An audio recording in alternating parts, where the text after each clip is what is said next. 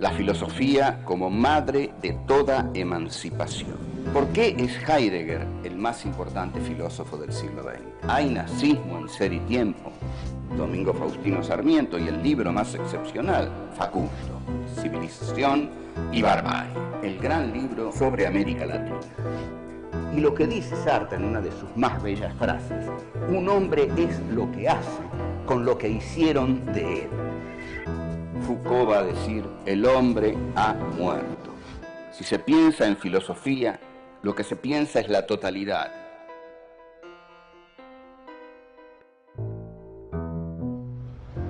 Encuentro 5. Heidegger y el nazismo. ¿Cuál es el sentido del rechazo de Heidegger al rectorado de la Universidad de Berlín? ¿Qué significa que el inicio sea aún? ¿Qué entiende Heidegger por olvido del ser? El hombre, un pastor del ser.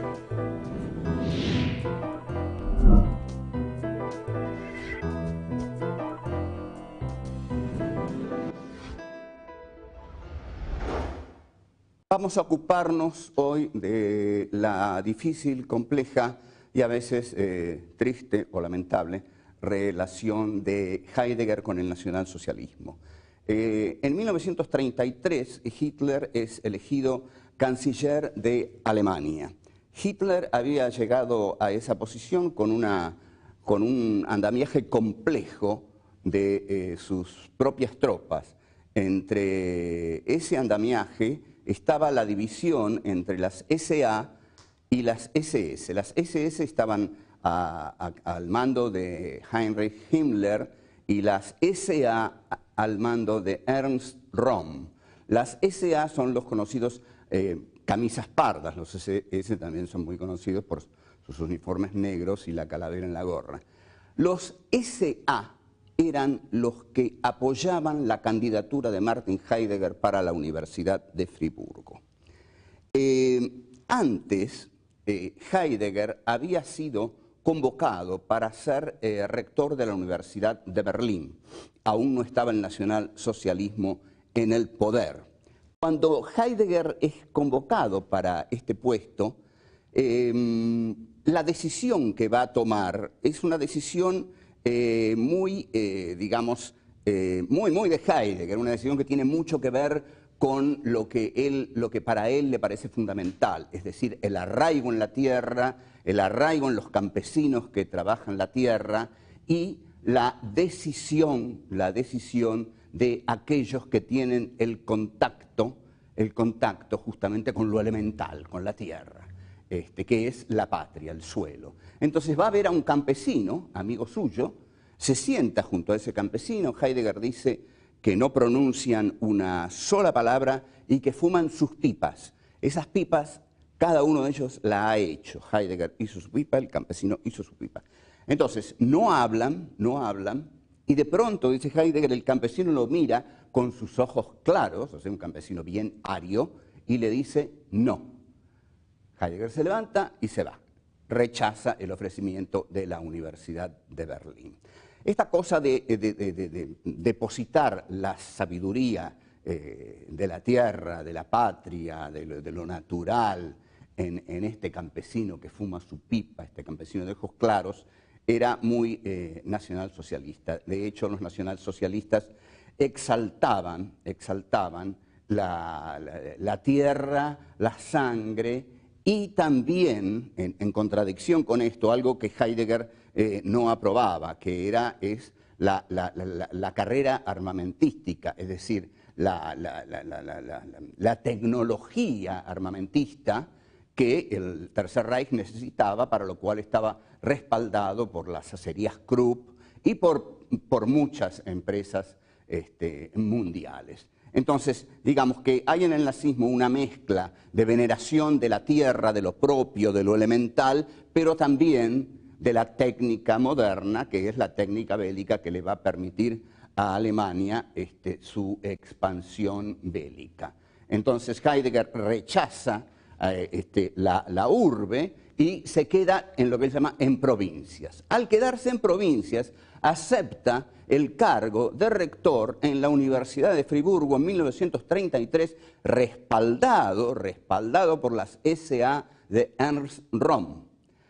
Hay quienes dicen que Heidegger conoció a Röhm o que tenía una conexión mediata con Röhm, pero, digamos, los camisas pardas de Röhm son los que se adueñan en general de las universidades y Heidegger es puesto en su rectorado de Friburgo. Ocurre con los camisas pardas que en 1933 ya son 3 millones de militantes que tiene Ernst Röhm y justamente lo que quiere Röhm y los camisas pardas es girar la revolución nacionalsocialista al socialismo.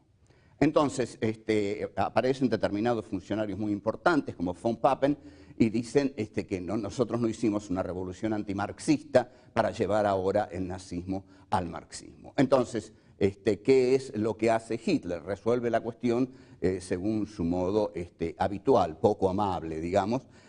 Convoca a Himmler, a Goebbels y a Göring y se produce lo que se llama la noche de los cuchillos largos, que en 4 días matan más o menos 1.300 personas, que es la gran derrota de los camisas pardas, y lo matan a Röhm.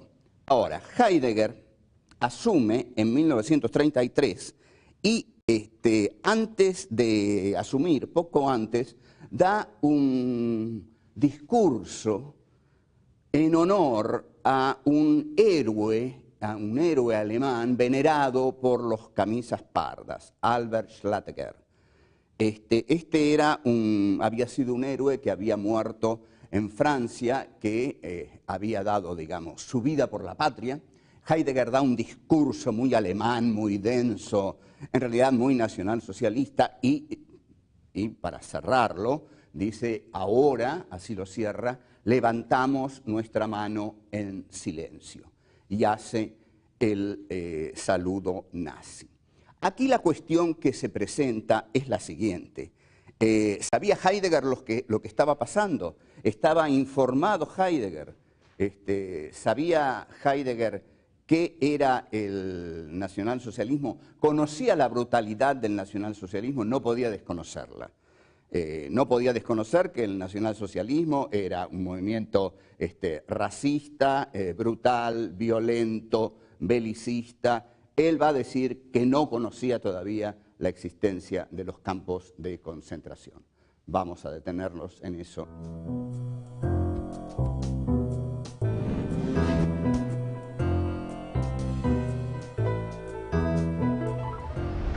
Heidegger asume el rectorado de la Universidad de Friburgo y ahí pronuncia un discurso, que es el discurso del rectorado.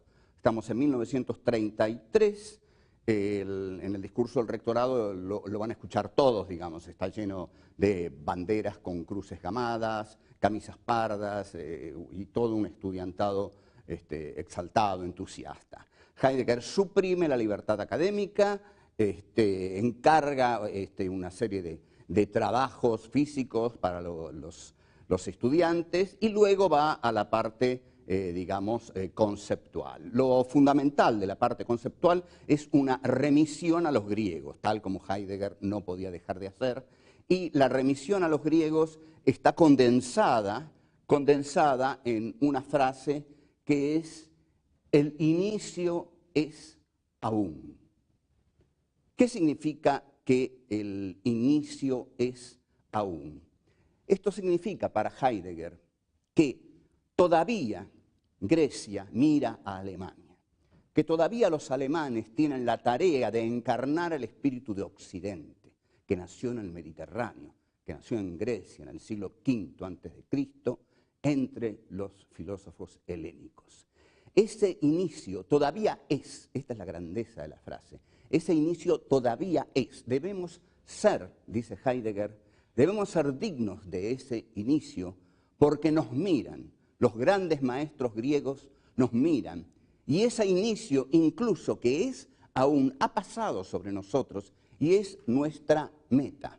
O sea, que el inicio es aún significa por decirlo de un modo muy gráfico, el trazado del eje Atenas-Berlín.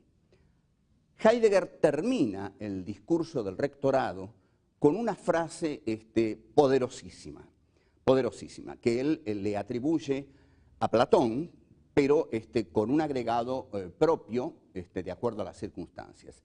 Heidegger termina diciendo: todo lo grande está en medio de la tempestad. Convengamos que es una frase poderosa para decir en un auditorio nacionalsocialista y bueno, para cualquier auditorio, digamos, militante y combatiente, que uno diga todo lo grande está en medio de la tempestad, queda bárbaro. Y todos aplauden y agarran las armas y atacan Polonia, como diría Woody Allen. Bueno, después de eso, ¿cómo no atacar Polonia? Todo lo grande está en medio de la tempestad. Ahora, lo que hace Heidegger, la frase de Platón no es exactamente así. Lo que pasa es que Heidegger hace un cambio y pone tempestad, que no figuraba en la frase inicial de Platón, para poner la palabra alemana Sturm, que era la palabra que formaba la palabra tropas de asalto, que eran las SA. O sea, un toque bien nacionalsocialista, bien SA, bien Ernst Röhm, pre-Noche de los Cuchillos Largos. De aquí comienza entonces a hablar de la necesariedad de las conquistas de Alemania. Y va a establecer una teoría por la cual Alemania, que está en el centro de Europa, es la que debe cobijar, proteger el espíritu de Occidente. Ahora, ¿qué ocurre con Heidegger? Esto lo dice no en Friburgo.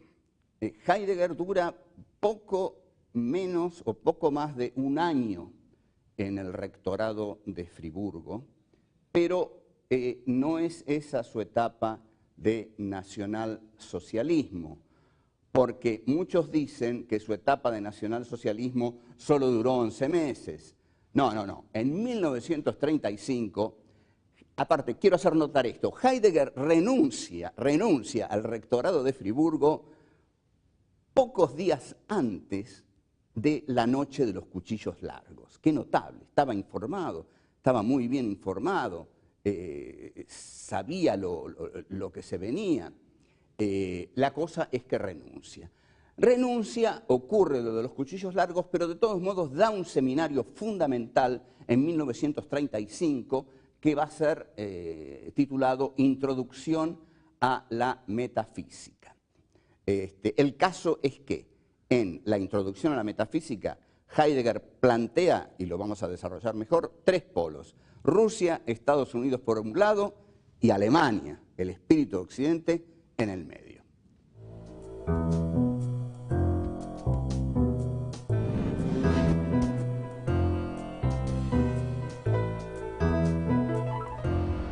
El curso de Introducción a la Metafísica que da Heidegger en 1935 implica que sus convicciones nacionalsocialistas estaban intactas en 1935, no solo intactas, sino que las desarrolla, las fundamenta, las expone ante alumnos. Esos alumnos, va a decir Jürgen Habermas en un artículo que está publicado en un libro de Habermas que se llama Perfiles filosóficos, pero Habermas dice: los estudiantes salían convertidos en oficiales. ¿Por qué? ¿Qué es esto de la introducción a la metafísica? Heidegger elabora un texto increíble, de una increíble profundidad, y lo está diciendo a un auditorio nacionalsocialista. Pero dice, el mundo de hoy, la Europa de hoy, en atroz ceguera, se está suicidando.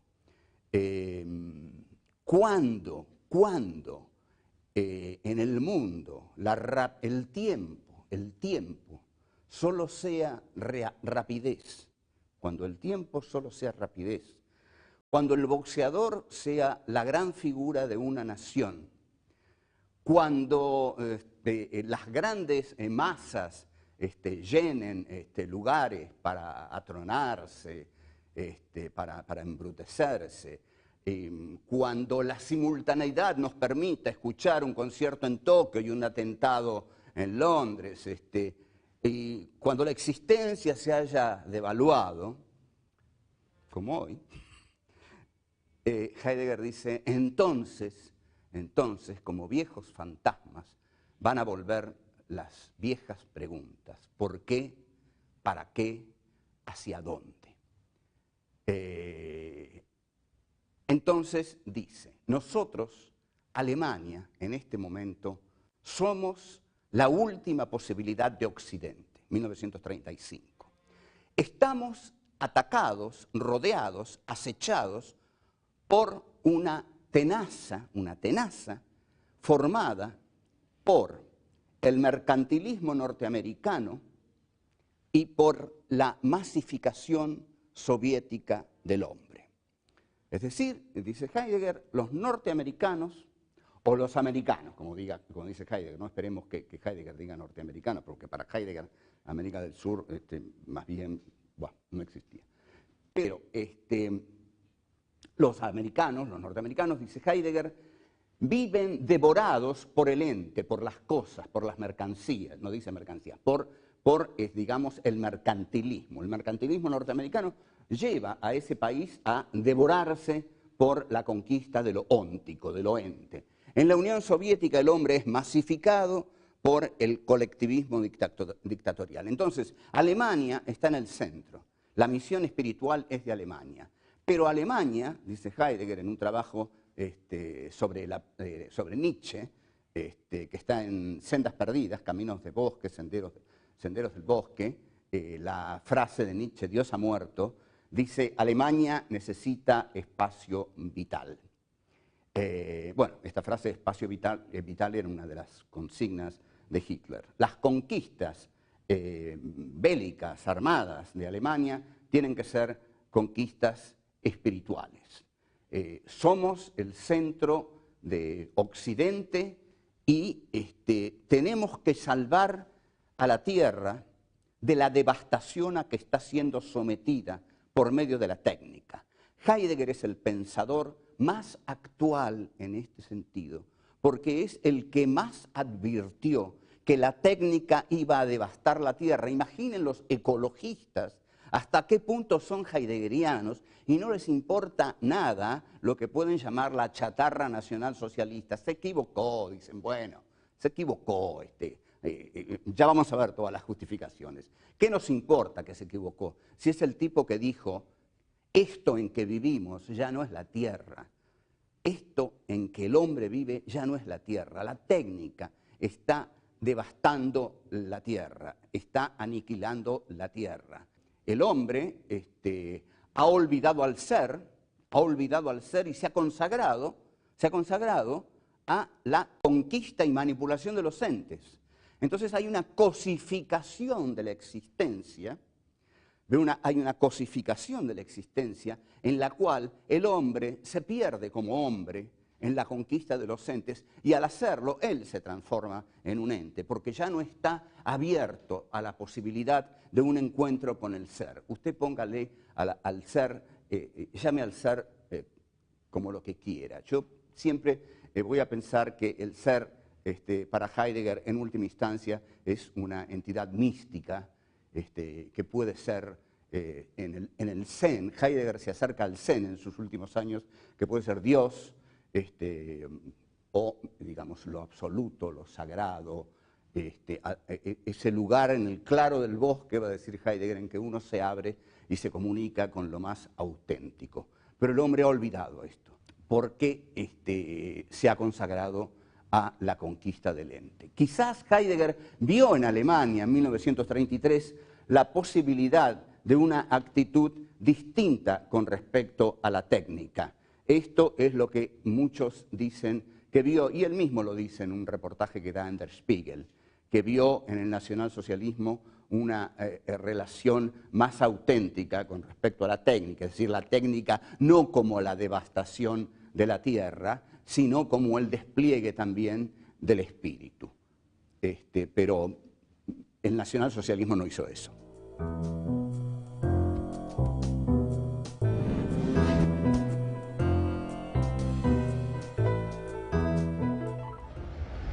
Heidegger pagó las cuotas al Partido Nacional Socialista hasta el último día de la guerra. También es cierto que fue vigilado por la Gestapo y que no tuvo ningún puesto de importancia después del cargo de Friburgo, y que del 35 en adelante se consagró a dar sus extraordinarios cursos sobre Nietzsche, que son 2 volúmenes, el Nietzsche de Heidegger. Cuando termina la guerra, los comités de los aliados que juzgaban a los que habían adherido al movimiento nacionalsocialista interrogan a Heidegger con gran respeto. Heidegger no sabe muy bien dónde estar, comienza a vagar por algunos lugares de Alemania, y un día cae en la casa de una amiga que toca una sonata de Schubert.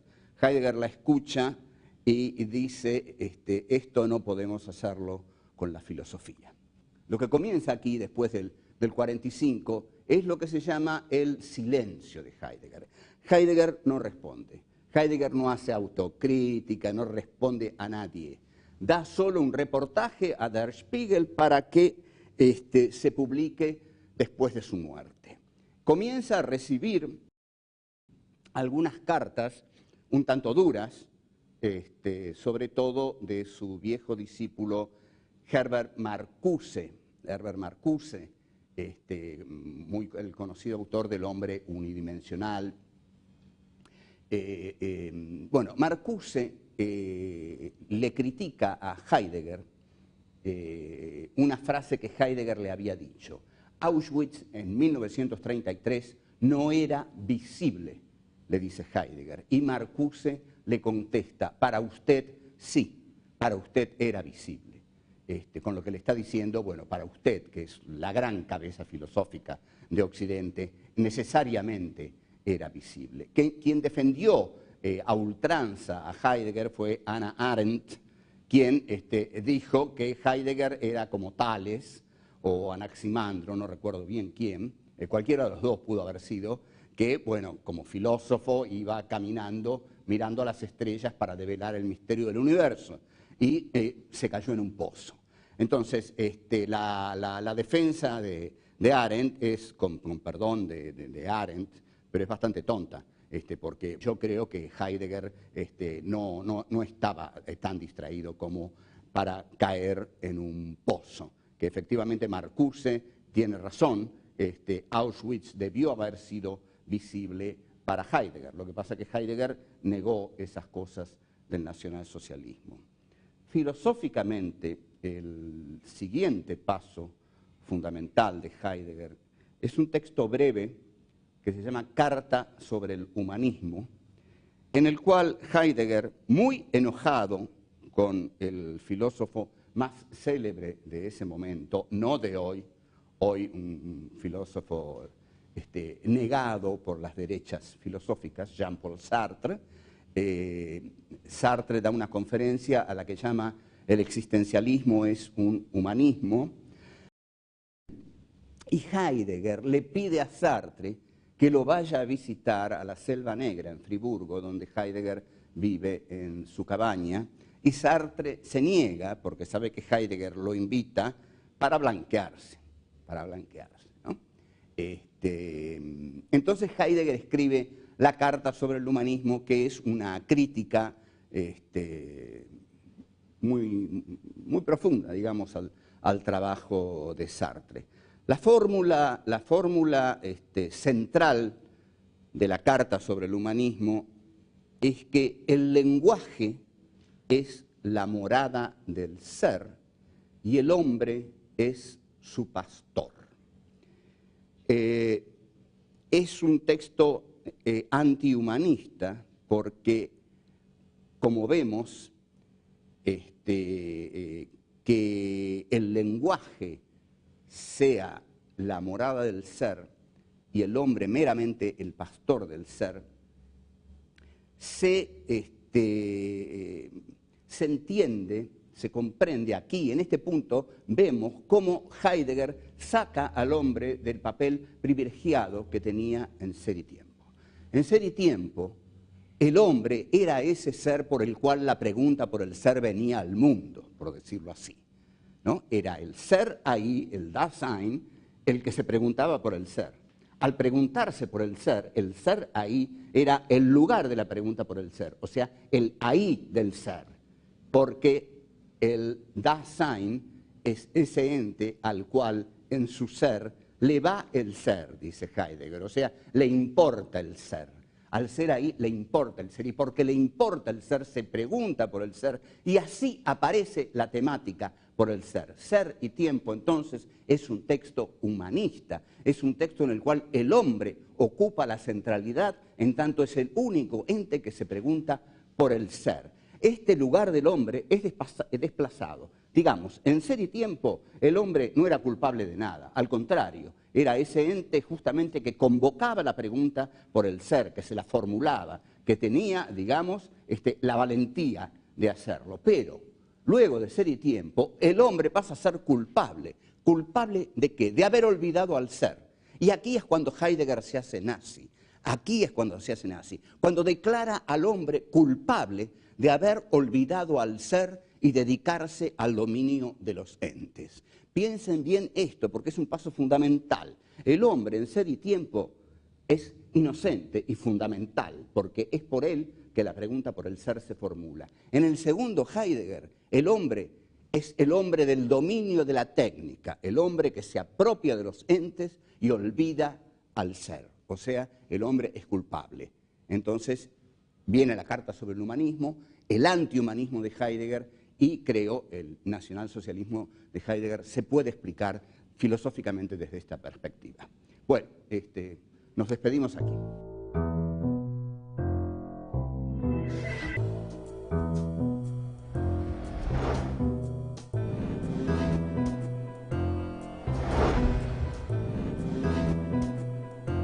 Todo lo grande está en medio de la tempestad. El mundo de hoy, la Europa de hoy, en atroz ceguera, se está suicidando.